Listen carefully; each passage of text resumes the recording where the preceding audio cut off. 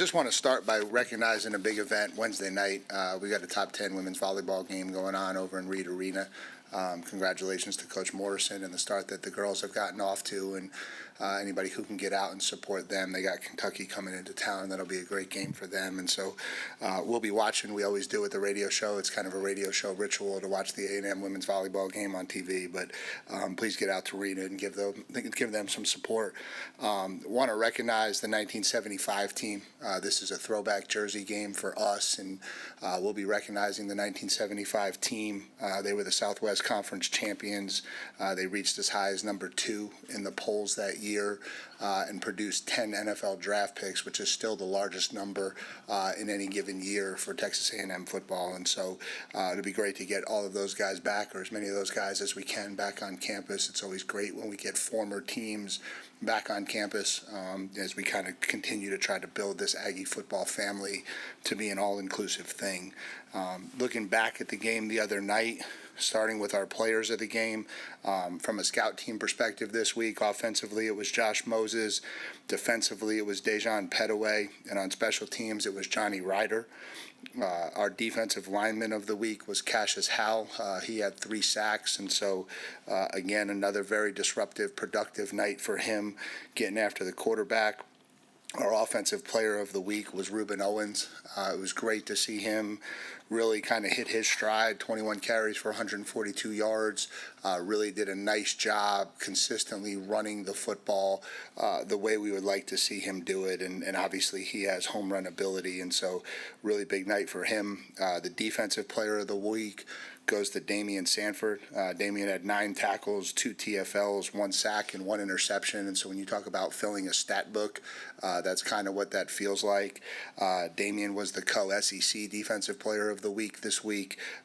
Cashius was the SEC defensive lineman of the week this week. And so it was nice to see our defensive kids get some recognition. And then our special teams player of the week was Casey Concepcion for continuing to do a really good job back there returning punts. And I think as we looked at the game again, the iPads make it a little bit easier because you have a little bit clearer view when you come in after the game of what actually happened. But, again, I think defensively we played really well start to finish. I think we gave them 1 drive early. I think outside of that, we really did a good job of executing what we were trying to get accomplished. Holding them to a field goal on the 1 drive I thought was big also. That's one of the things that we really emphasize when we play those teams, is trying to make sure that when they do move the ball that you can limit them to field goals. Our drive efficiency was 10 out of 12, which is really obviously good for the evening. Offensively, it was interesting because we were efficient driving the football 9 out of 12 times. I think the game changes a little bit because we don't convert the 4th and 1, which we come away from 0 points, and then we throw the interception in the first half and we come away with 0 points. I think those 2 drives coming away empty obviously were huge killers for us in terms of trying to build some early momentum, some early points.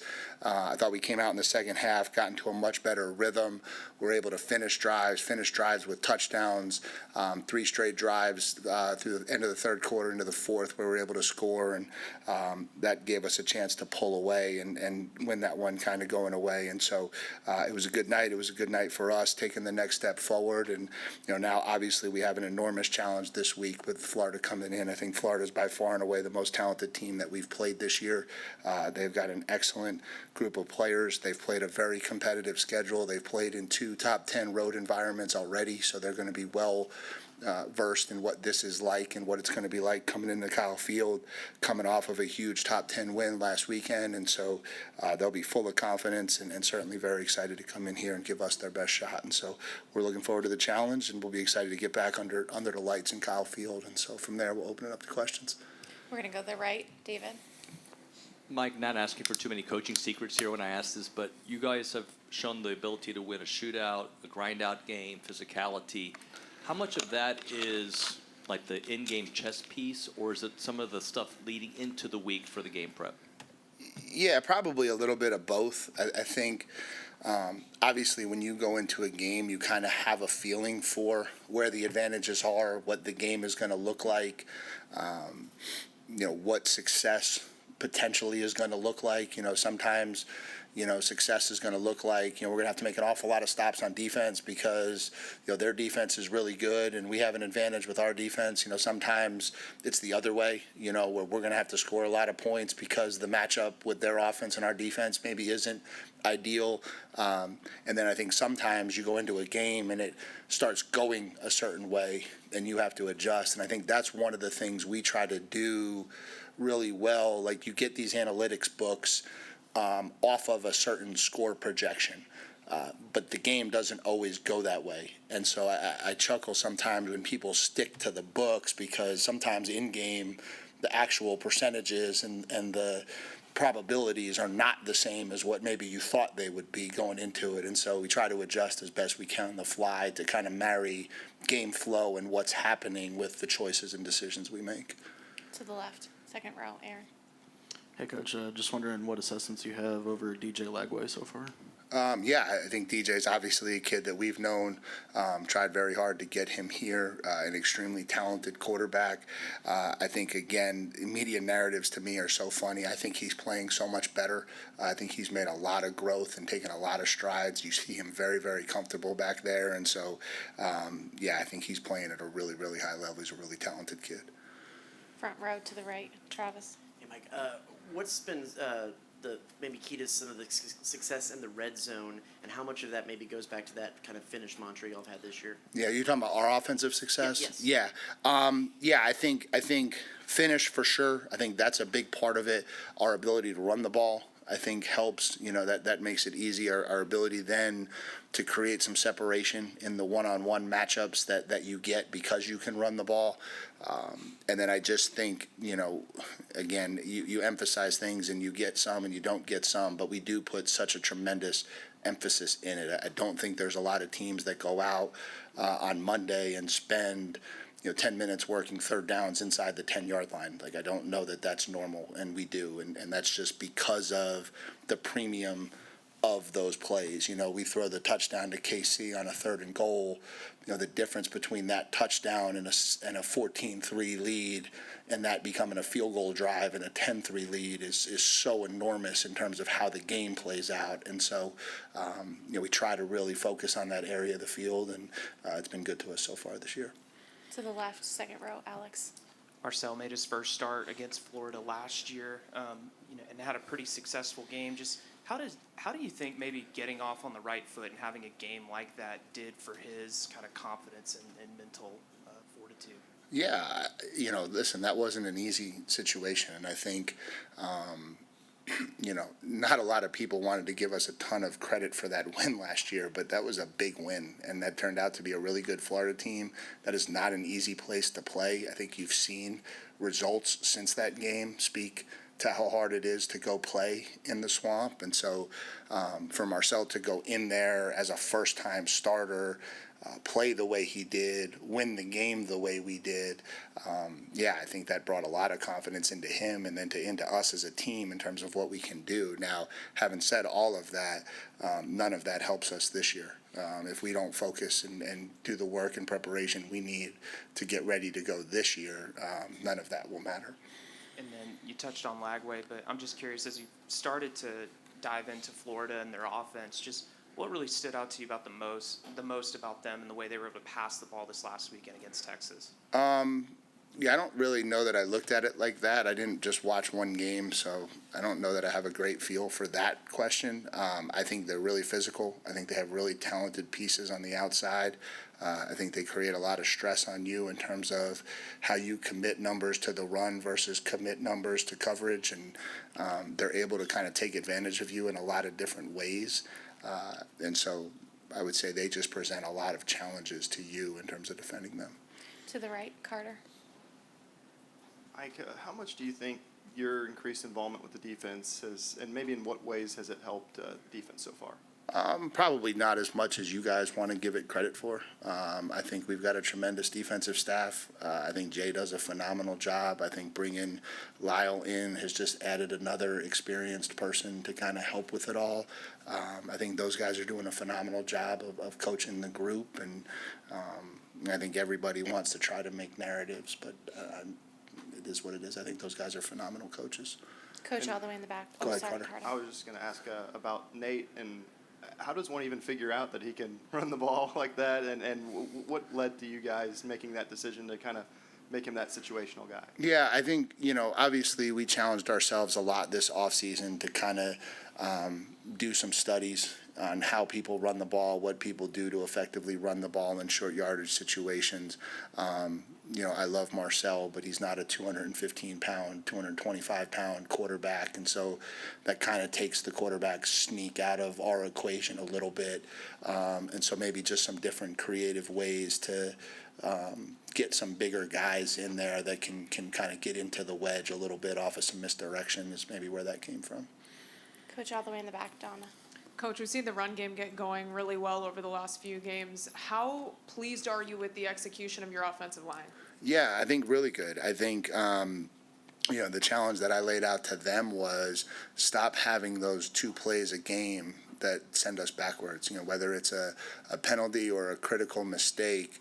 That's why we didn't have an offensive lineman of the week this week. It's, I think each kid graded out really well. I think each kid had a really solid game. I think we created movement. We obviously ran the ball really well. I thought we protected Marcel really well.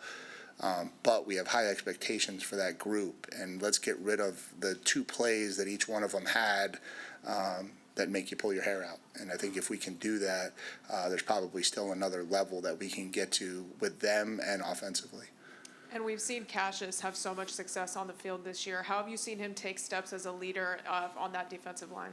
Yeah, I think he's a personality guy, and so he's got a really electric personality. And, I think I think I said this a little bit earlier too about him, like, kids decide to come back for that last year of school, and some handle it a lot of different ways. Some guys come back and they kind of go into coast mode, and they're like, oh, I've been here, done that. I've been through the off season before, and they maybe don't take the work ethic or the practice habits to the level you would like to see. He was the exact opposite. Like, he has done this thing as well and as good as you could ever hope for a kid. He's changed his body. He put in a ton of work with Coach Moffitt. I think he's practicing better. He's preparing better. And I think the players see that. And so as much as it is some of the conversations that I think he has from a leadership standpoint, I think it's also like an ability to point to him and say, hey, like, look at him. Like, here's a kid who was under-recruited, started at Bowling Green, and kind of look at what he's worked himself into becoming. And he's just a testimony to how he's gone about his business. And I think that in its own way creates leadership value. To the right, second row, Olin. Mike, as you look back and evaluate Marcel over these 5 games, what have you been impressed by the most? And, where would you say that you look for continued growth the most? Yeah, obviously, I think you see a much more mature quarterback in his ability to sit in the pocket and deliver the football. I think it was, he would tell you himself, I think, that last year at times he was too quick to run. He wasn't 100% confidence, progression-wise, where his eyes needed to go. And so he knew he was really athletic, and at times maybe he would rely on that too quickly. I think when you watch him play now, I'm not even really sure that you could evaluate him as a runner. He does not run a ton. He's doing a lot of his work from the pocket, which I think is really important for him, for us to grow as an offense, but also for him from a health standpoint and everything that goes along with that. And then just obviously the growth is, maybe starting a little bit cleaner. I think he still gets a little bit anxious in the beginning of games, and that's where you see kind of most of his inaccuracies and, and connecting on some of the deep balls a little bit more consistently. Coach all the way in the back again, Jair.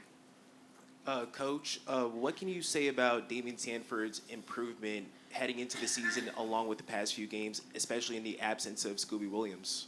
Yeah, I mean, obviously Daymion has stepped up and played 2 really, really big games for us as a starter the last 2 weeks. He also played a really big second half for us on the road at Notre Dame, and he's a kid that we have a lot of confidence in. I told the guys this morning.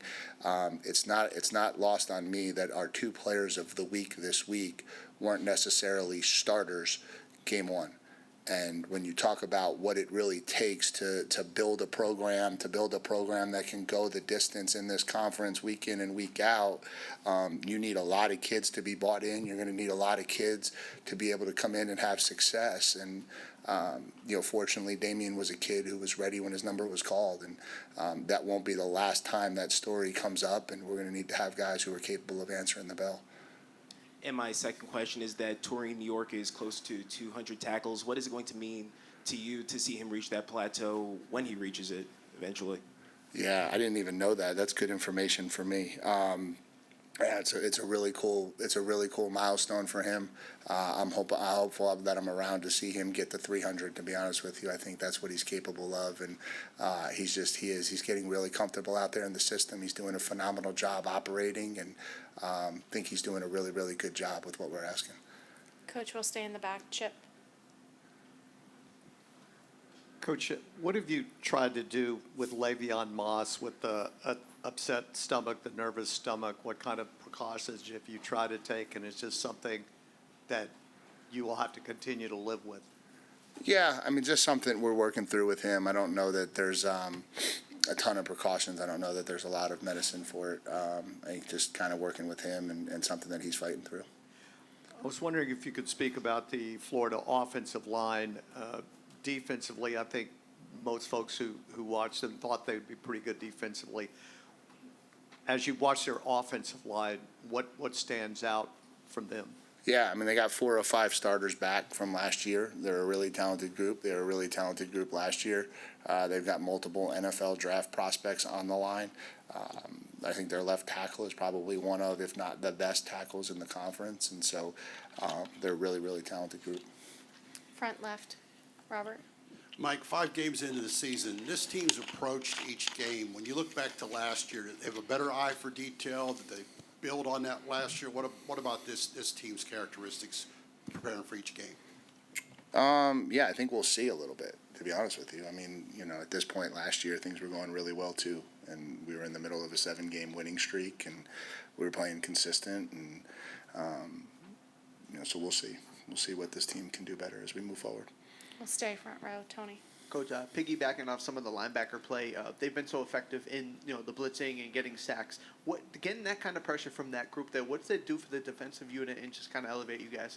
Yeah, I think TFLs are a big part of it. I think if you look at, a lot of people have talked about our third down success the last 2 weeks. I think, one of the hidden stats in there is third down distance. And I think, our ability to create some negative plays on first and second down, our ability to create some sacks or some pressures or some tackles for loss in the run game puts people behind the sticks and forces them into tougher third down situations. And I think as much as we've been good on third down the last 2 games, I also think a large part of our success is we've been very much in advantageous third down situations. And so, when you look at whether it's Daymion Sanford early in the game, he gets they get a first down, he gets a sack. And now all of a sudden it's 2nd and 16. And the second drive comes out, he gets on a blitz and he gets a TFL and it's 2nd and 16. And, those things are hard to overcome as an offense. And so I think some of that is what you're trying to create on defense. And when you have kids who have the ability to do that, obviously it gives you a chance. A team goes 1st and 10, 2nd and 6, 3rd and 2. Your third down percentage is not going to nearly be what it's been for us. We'll stay on the left. 4th row. Matthew. Coach, you talk so much about finishing, especially with last year's team. How have you seen the players grow in their ability to finish out these games? Yeah, I just think they're becoming more and more confident, and we talk about this a lot. It's an empowering feeling to know that you have control of the outcome of things.